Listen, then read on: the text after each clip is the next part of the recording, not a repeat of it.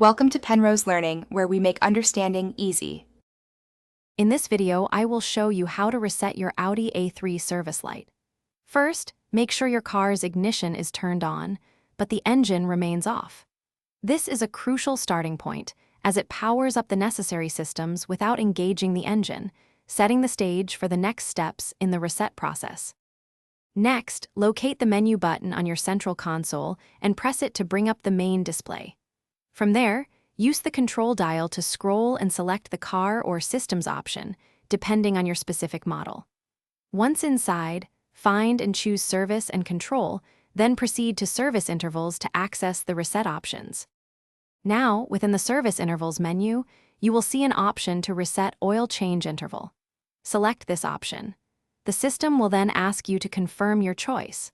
Simply confirm to proceed, and this action should successfully clear the oil service reminder from your dashboard display. This is a quick and effective way to address that specific service notification.